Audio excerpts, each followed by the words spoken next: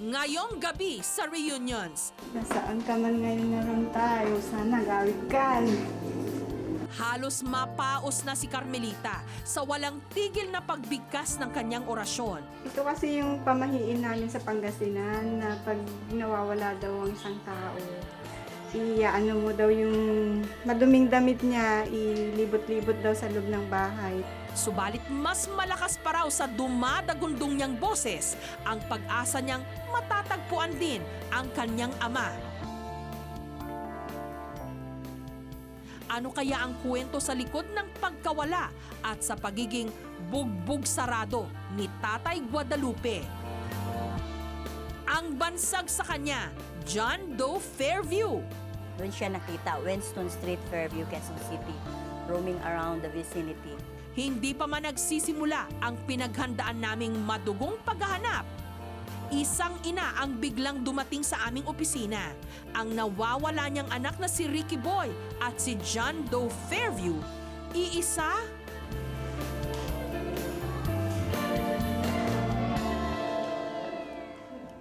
Magandang gabi, ako po si Jessica Soho. Tunghayan natin ang mga istoryang magpapaiyak, magpapangiti at magpapalukso ng ating dugo. Ito ang Reunions.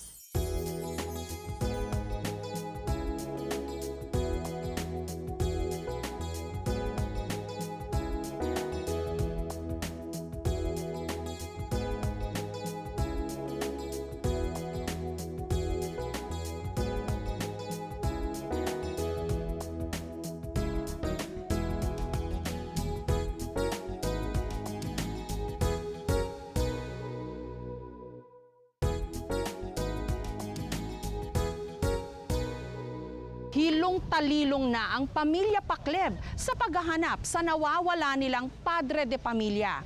Ang magiliw kasing si Tatay Guadalupe, mag-iisang buwan nang nawawala. At ngayon, kahit sa pamahiin, kumakapit ang kanyang mag-anak, makabalik lang ang pobreng matanda.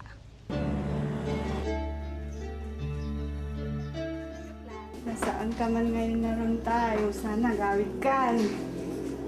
Namilis ka na namin tayo.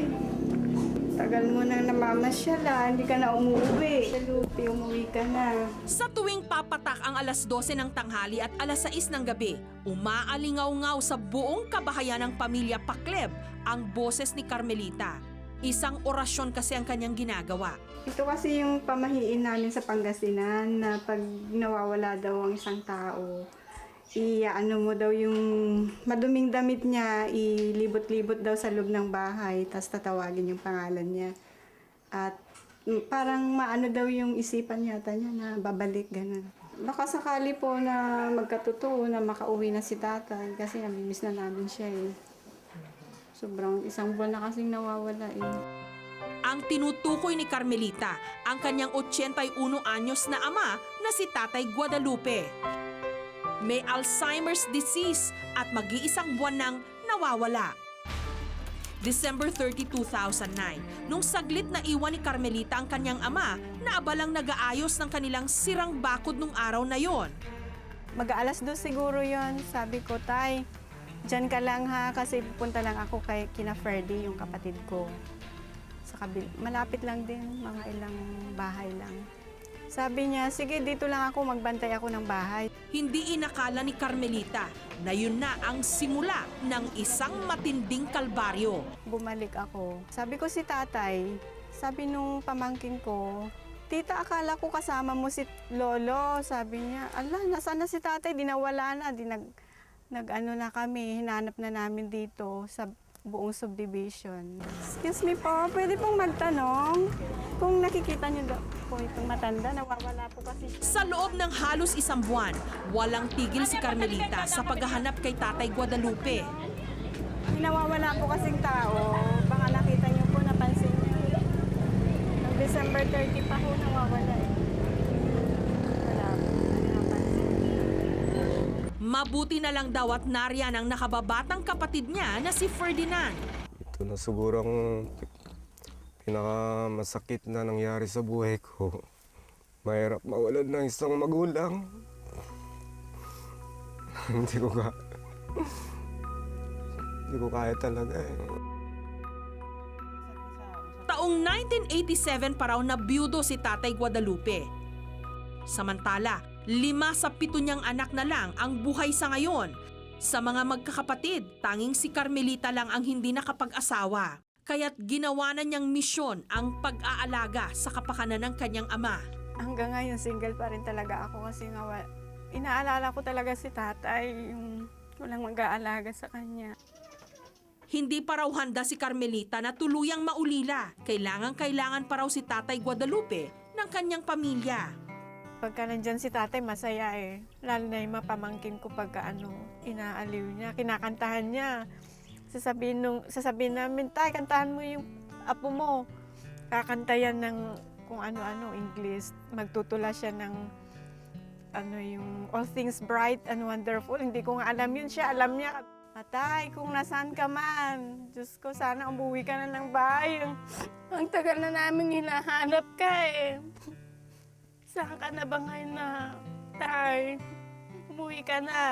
Kung sino man ang kumukup po sa tatay ko, si Guadalupe Pacleb, sana po dalhin po sa GMA Kapuso sa Reunion, Channel 11 po. Paawaw naman po kayo. Ayon sa magkapatid na Carmelita at Ferdinand, Guadalupe Pacleb ang pangalan ng kanilang ama. 81 years old na ito ngayon, ulyanin. Ora mismo, agad umaksyon ang aming team. Sinuyod namin ang mga shelter kung saan may posibilidad na naroon si Tatay Guadalupe. Yung reunions, yung team namin, nagpunta na sa 2 shelter sa loob ng 3 araw sa paghahanap kay Tatay Guadalupe. Una nating pinuntahan yung Social Development Center sa Quezon City, pangalawa naman sa Josefa Bella Center sa Mandaluyong. Sa 2 shelters na yun, negative, wala siya doon. So papunta tayo ngayon sa Manila Boys Town, sa luwalhati ng Maynila kung saan nag-aalaga sila ng mga matatanda. Sana doon napunta si Tatay Guadalupe, sana makita natin siya doon. Ma'am, excuse me po, magandang hapon po.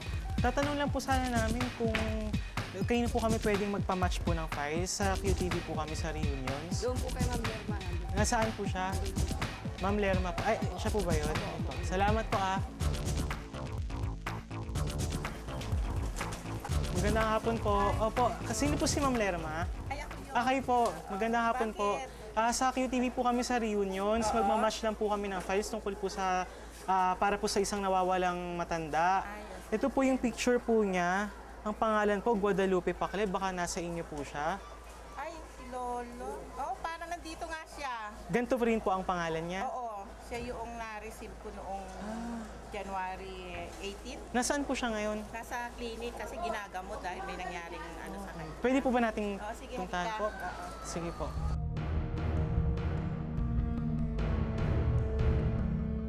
Sa shelter na ito, isang matandang puno ng pasa ang tumambad sa amin.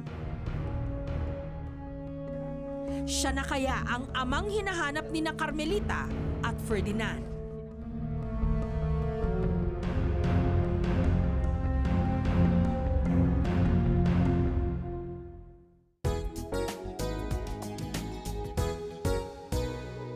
Sa aming paghahanap kay Tatay Guadalupe, nakarating kami ng luwalhati ng Maynila sa Marikina. Ilang sandali na lang, babalik ng muli ang saya sa pamilyang minsang nangulila kay Tatay Guadalupe. Sa paghanap namin kay Tatay Guadalupe, napadpad kami sa luwalhati ng Maynila sa Manila Boys Town. At kumpirmado, siya nga ang amang hinahanap nila Carmelita at Ferdinand. Isang concerned citizen daw ang nakakita kay Tatay Guadalupe sa Calao, Maynila na tila naliligaw. Kaya agad niya itong dinala sa pinakamalapit na institusyon sa Maynila, ang Reception and Action Center o RAC.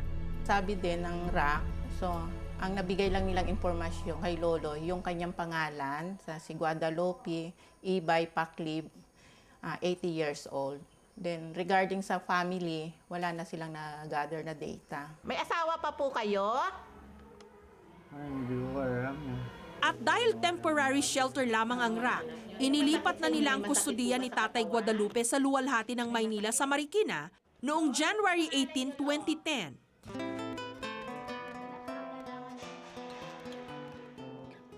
Sa maikling panahon ng pamamalagi ni Tatay Guadalupe sa luwalhati ng Maynila, napansin nila ang ugali nito. Upon admission, nakakitaan na nga siya na medyo may pagkabayolente.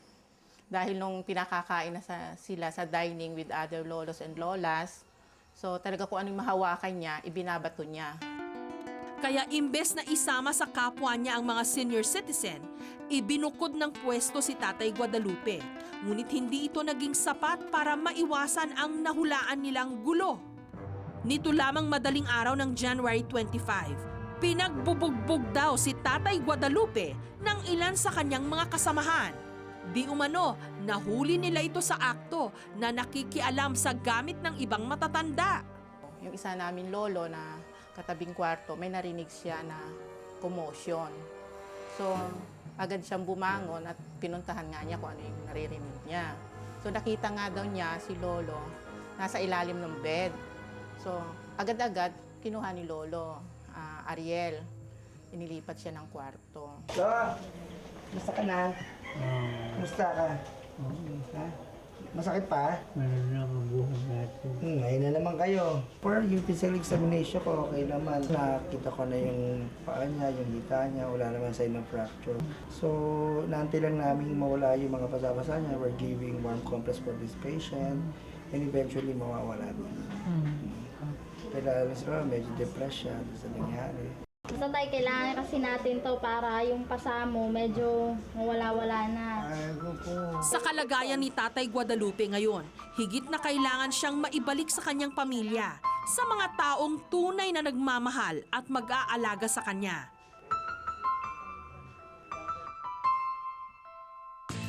Sa puntong ito, agad na naming sinundo sina Carmelita at Ferdinand.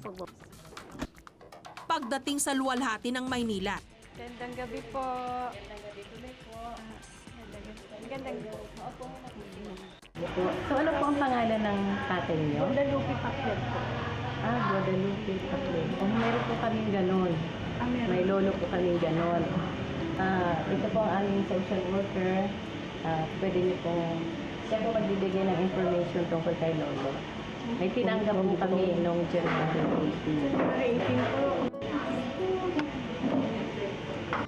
ikwinento na rin nila ang sinapit ni Tatay Guadalupe.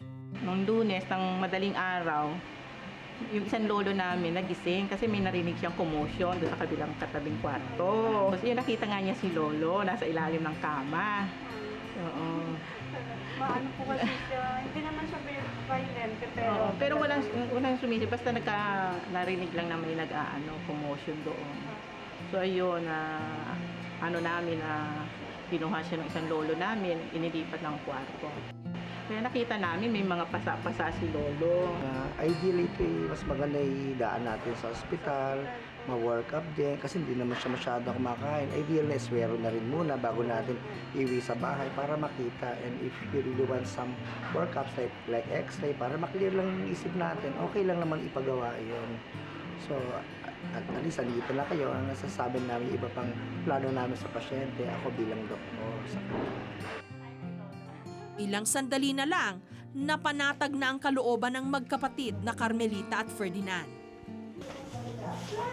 Tay! Wala po, Tay! Tay, kumusta ka na? Kilala mo ako? Kilala mo, sino ako? Oh, ano ba yan? Ano, nakikilala mo ko? Sino ako? Ano ka ba? Sino ako? Sige, tanong nga kita. Hindi mo ko kilala? Oo. Si tatay, ang gwapo pa rin. Magaling kumanta to. Sige na. Eh yung ano naman, mag-declaim ka naman, yung all things bright and wonderful. All things bright and beautiful.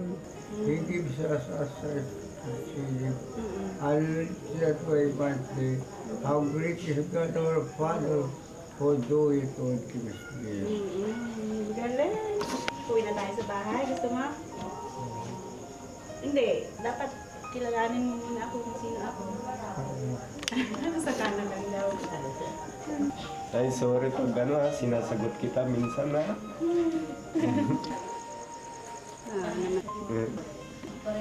Sorry Kaya huwag mo na kami iwan Saya. Basta iiyak ako, hindi ako naiiyak kasi nakita ko siya, buhay pa. Naiyak lang. Malaman kung anong sarap ng pabalik sa iyong magulang mo. Saya po, salamat.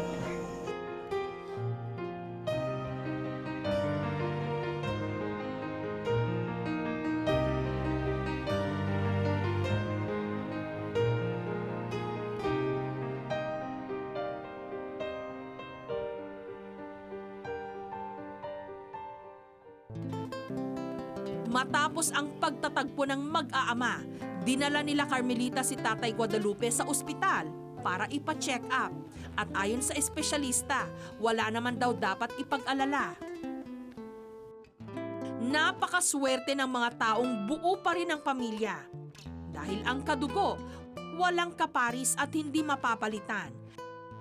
Kaya habang nariyan pa sila, busugin natin sila ng pagmamahal at masasayang alaala.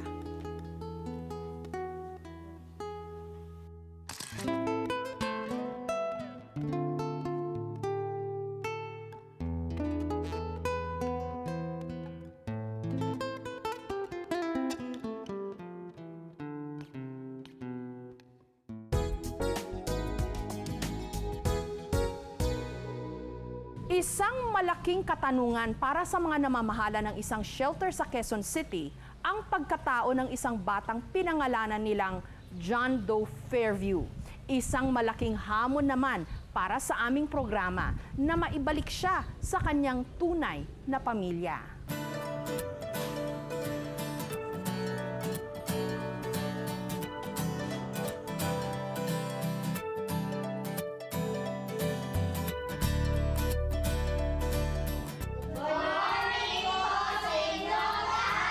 Isa ng SOP o Standard Operating Procedure sa mga shelter gaya nito ang magsagawa ng tinatawag na roll call tuwing umaga.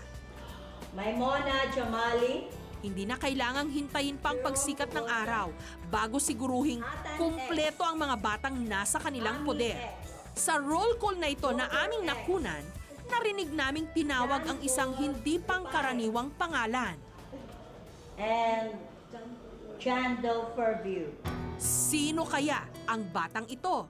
At ano ang kwento sa likod ng kanyang pambihirang pangalan?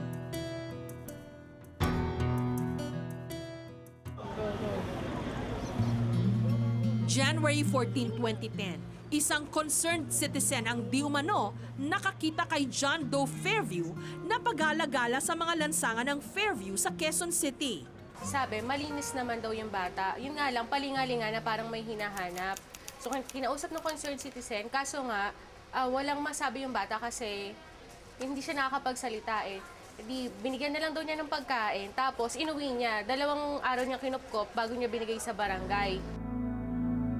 Nung na-turn over na sa SDC ang bata, halos wala rin daw mapigang impormasyon ng mga social worker sa kanya. Since hindi siya marunong magsalita, pinangalanan na lang namin siya ng John Doe Fairview. Doon siya nakita, Winston Street, Fairview, Quezon City, roaming around the vicinity. Hindi siya mahirap pakisamahan dahil marunong siya makipaglaro doon sa mga kasamahan niya. Marunong siya na makipaghalubilo sa mga kasamahan niya. Kaya enjoy siya lagi. Pag may mga activities, sumusunod naman siya.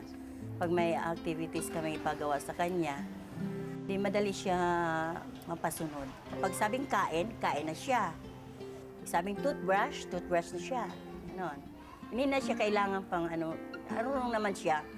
Only, he cannot speak well. Ganon.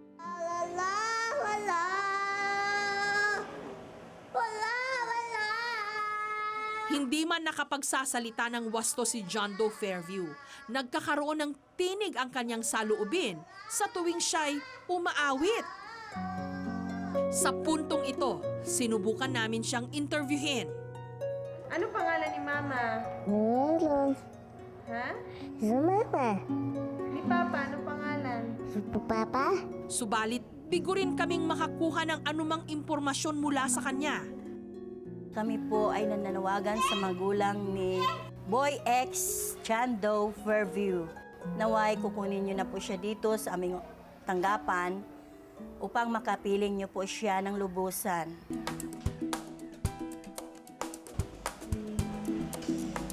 Gaya ng aming nakagawian sa tuwing kami ay bumibisita sa mga institusyon katulad ng SDC, kinunan namin ng picture ang mga bagong saltang bata rito. Siyempre, nag-post sa baong cellphone camera si John Doe Fairview. Plano naming isama ang mga larawang ito sa mga i-flash naming picture sa aming programa, linggo-linggo. Ngunit bago pa namin mai-ere ang picture niya, isang mangiyak-ngiyak na ina ang sumugod sa aming opisina. 2 linggo na raw nawawala ang kanyang anak na si Ricky Boy. Ang nawawalang anak ni Emily, carbon copy ng batang pinangalanan nilang John Doe Fairview ng SDC.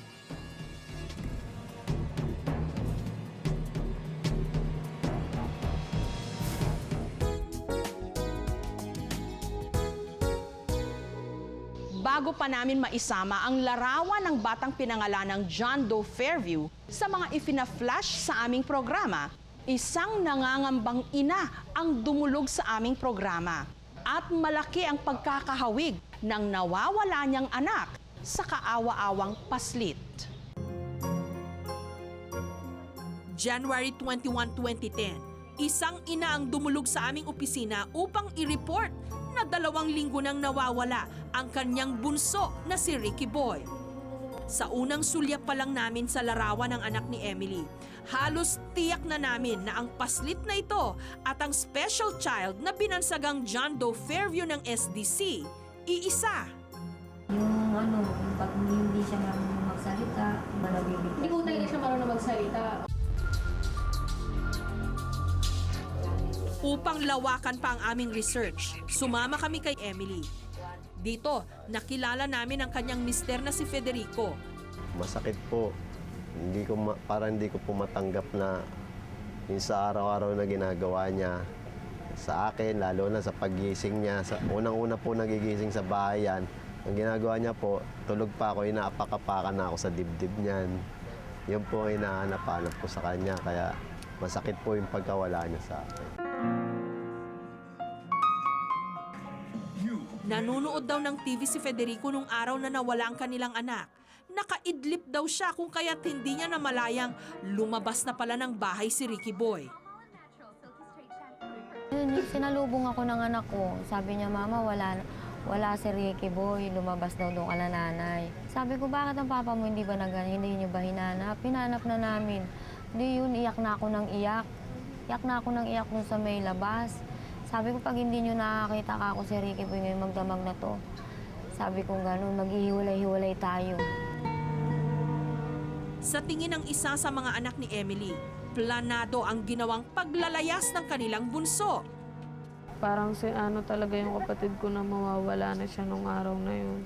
Kasi hindi man lang siya sa amin nagpaalam na aalis siya.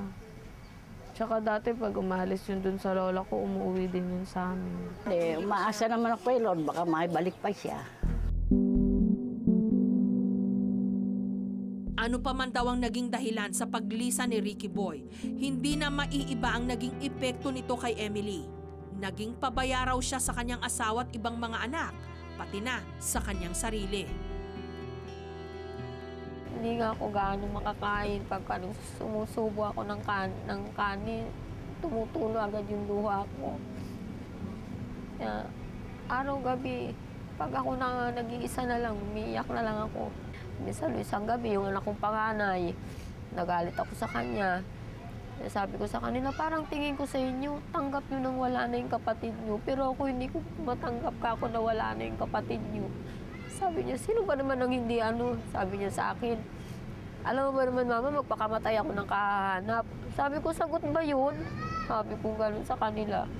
Kaya, minsan, di ko na rin sila naiintindi. Kung nagsaing ba kami, o hindi, o pumasok pa sila. Special child daw si Ricky Boy, kung kaya't minsang napipilitan si Emily na ikulong ito sa loob ng bahay upang mailayo sa panunukso at pangungutya ng ibang tao. Minsan pinaglalaroan siya ng mga bata. Inaano siya na si Raulo, ganyan. Siyempre nasasaktan ako dahil hindi naman si Raulo yung anak ko eh. Yun ang inaano ko sa kanila. Kasi kapitbahay namin, tawagin ng baliw. Sabi ko, mas baliw ka pa ako dyan eh. At ngayong wala raw siyang kaalam-alam sa kinaroroonan ng kanyang espesyal na anak, daang beses din ang tindi ng pag-aalala niya. Wala raw ina na mahihimbing ang pagtulog kung may ganitong problema. Lagi nga akong nandun sa simbahan ng Santo Niño eh. Tuwing maglalakad ako, galing akong Divisoria, dumadaan ako dun sa simbahan. Nasabi ko minsan, Senyor Santo Niño, kagaya mo rin kako, tulad mo rin kako yung anak ko bata. Sana magmilagro ka naman, ibalik mo sa akin yung anak ko. Laging ganun ang inaano ko nga kako dun sa simbahan eh. Ricky Boy, Andito kami ng mga kapatid mo, naghahanap kami sa'yo matagal na. maya-maya iniisip ka namin kung nasaan ka. Araw-gabi ang paghahanap namin sa'yo. Sana umuwi ka na. Namimiss ka na namin. Kinabukasan, kasama ang house parent ng SDC, dinala namin si Ricky Boy alias John Doe Fairview sa isang chapel. Ang simbahang ito ang magiging piping saksi sa magaganap na muling pagsasama-sama ng isang pamilya.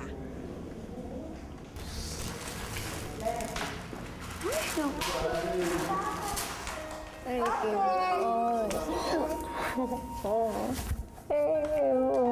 Sala! Saan ka napunta? Ha? Saan ka napunta? Ganun pa rin. Ha? Saan ka galing? Saan? Saan? Hindi mo ba alam, hindi ako makalulog. Maraming salamat. Maraming salamat. Hindi niyo kami pinabayaan.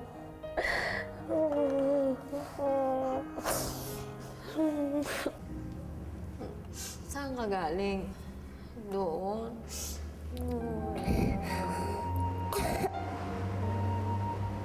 Huwag ka nang lalayas, ha? Para hindi ka uli mawala. Ha? Huwag ka nang lalabas, ha? Huwag ka nang lalayas, ha? Para hindi ka mawala. Salamat naman at nakita ka na.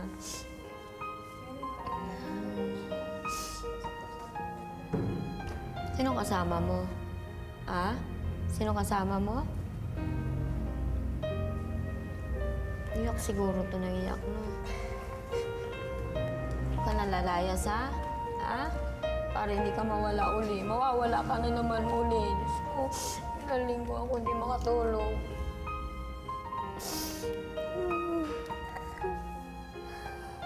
Huwag ka nang lalayas. Tulungayan kung mawawala ka naman. Huwag ka nang lalayas, ha? Naman yun ako lumayayat ng gusto. Masayang-masaya ako at lumuwag na yung kalooban ko. Yung naninikip kong pag-aalala. Medyo naimasmasan na po. Masaya po ako kasi po nakabalik na po siya sa amin. Siguro po magiging normal na po ulit yung sama ng pamilya namin. Sabi ko pag matutulog na ako, yung makita ko na talaga yung anak ko. Ngayon nakita ko na makakatulog na ako. Papasalamat ako. Hindi kami pinabayaan talaga ng Diyos. Ang mga anak, dugot laman ng kanilang mga magulang. Kung kaya't ano paman ang kanilang kahinaan, meron man silang kapansanan, hinding-hindi sila dapat pababayaan.